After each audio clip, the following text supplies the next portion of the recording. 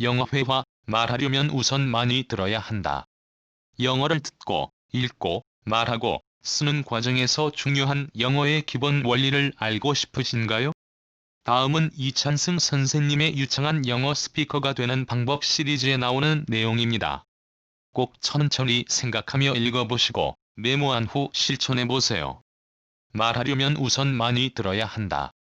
말하려면 우선 많이 들어야 한다는 말도 있는데 이 점에 대해 어떻게 생각하십니까?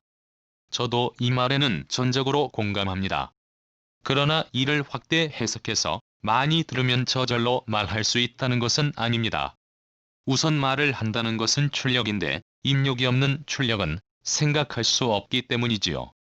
말하기를 시도하기 전에 듣기를 많이 해야 한다는 것은 어린 아이가 모국어를 습득하는 경우만 보더라도 쉽게 짐작할 수 있는 일입니다.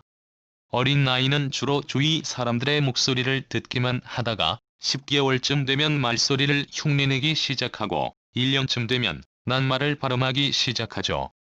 1년 6개월이 되면 50에서 60개의 어휘를 알고 점차 단어와 단어의 연결을 시도합니다. 그러다가 생후 3년이 되면 영미인의 아이들은 10여 개의 단어로 구성된 문장을 사용할 수 있게 되고 반년마다 약 300개씩 어휘가 늘어나 6세쯤이 되면 2000개 이상의 어휘를 사용하게 되지요. 이런 주장을 한 대표적인 학자로 제임즈 애쉬란 분이 있습니다. 이분은 학생의 수가 많고 제한적인 시간 내에 효과적인 외국어 교육을 하려면 언어의 4가지 기능, 즉 읽기, 듣기, 말하기, 쓰기 중 다른 3가지 기능으로 전이가 가장 잘 되는 리스닝을 집중 훈련해야 한다고 주장한 분입니다. 그는 또 청취력을 강조하는 방법으로 외국어로 하는 명령문을 듣고 학습자로 하여금 행동으로 반응을 보이도록 하는 소위 전신반응법을 개발한 분이기도 합니다.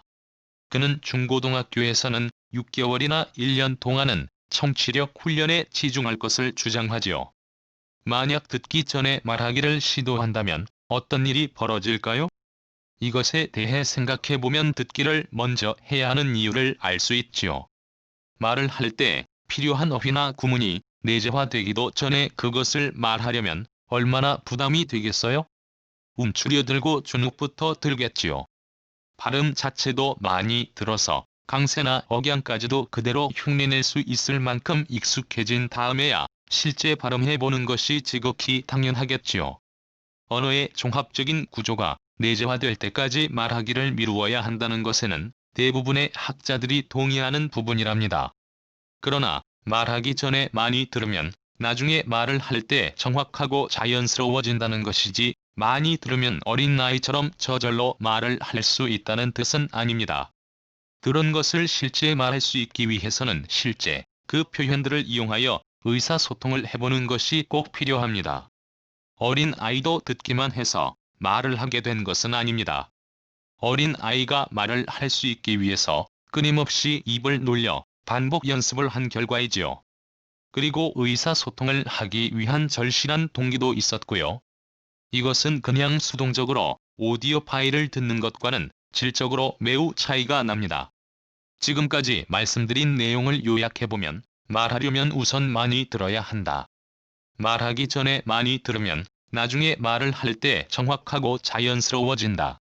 발음 자체도 많이 들어서 강세나 억양까지도 그대로 흉내낼 수 있을 만큼 익혀야 한다. 들은 표현들을 끊임없이 입을 놀려 반복 연습하고 실제 의사소통해보아라.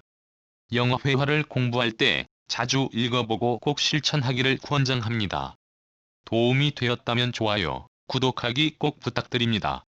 구독하시면 다양한 영어 회화 콘텐츠를 활용할 수 있습니다. 지금까지 읽어주셔서 감사합니다. 즐거운 하루 되세요.